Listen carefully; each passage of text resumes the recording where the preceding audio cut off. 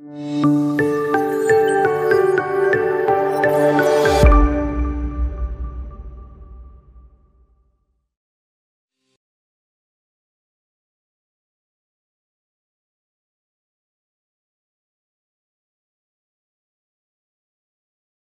saya memiliki satu buah korporasi klien gitu ya, yang dulu kantornya di sekitar Bapindo Plaza, Sudirman sana.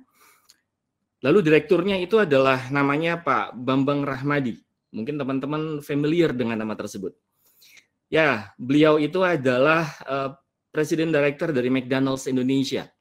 2004-2005 saya sering sekali datang ke Tamrin, ke McDonald Tamrin, semata-mata bukan untuk belanja, bukan untuk makan, tetapi adalah untuk membantu McDonald's Indonesia melakukan analisa dari datanya mereka.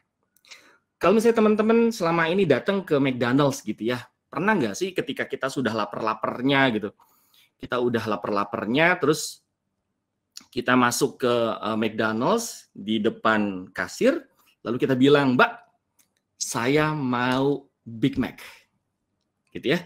Karena kita udah berapa hari atau berapa lama nggak pernah makan Big Mac, kita pengen ngerasain Big Mac yang gedenya itu dengan yang lezatnya itu. Lalu pernah nggak sih teman-teman dapat satu buah experience, mbak-mbaknya terus bilang gini, maaf mas, Big Mac-nya lagi belum tersedia karena ada beberapa bahannya itu yang belum ada, belum datang, lagi habis.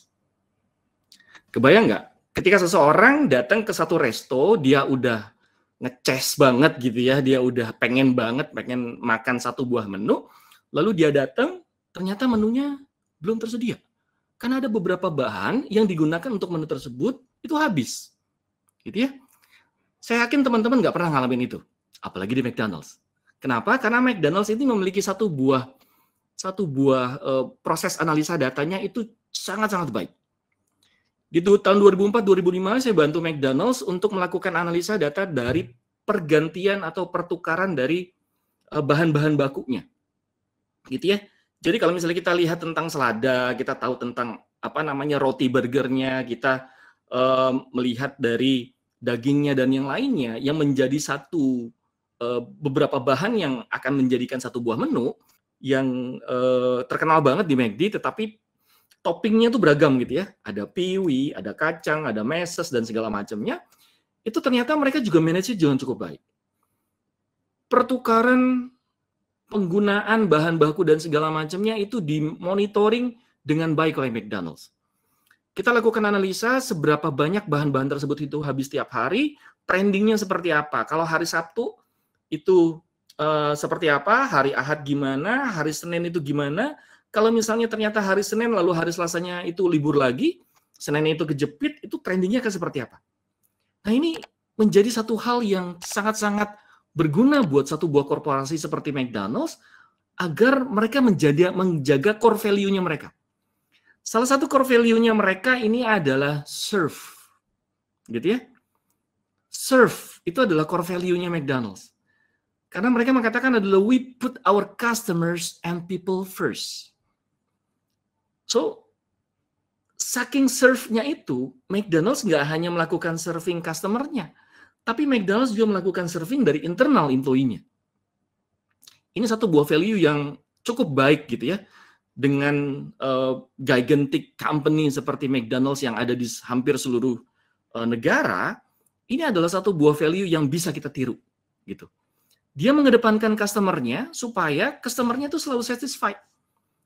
Gimana caranya supaya kalau misalnya customer itu sudah ada di depan kasir, jangan sampai mereka kecewa hanya karena satu bahannya nggak ada.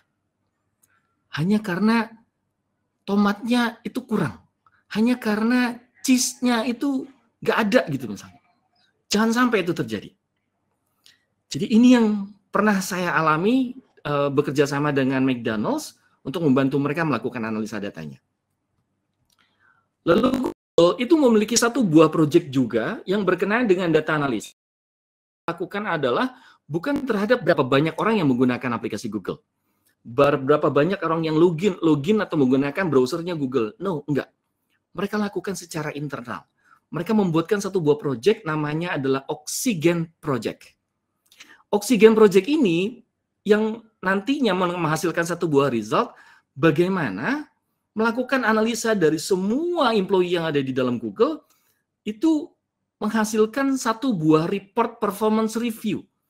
Ada 10.000 performance review yang dilakukan oleh Google, dan akhirnya menghasilkan satu buah result.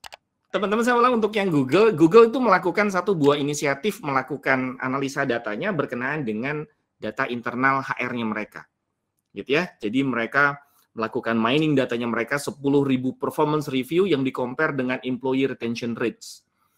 Sehingga menghasilkan satu buah result bahwa siapa saja nih orang-orang yang ada di dalam internalnya Google, entah itu staff atau leader gitu ya, yang ternyata memiliki satu buah kompetensi, satu buah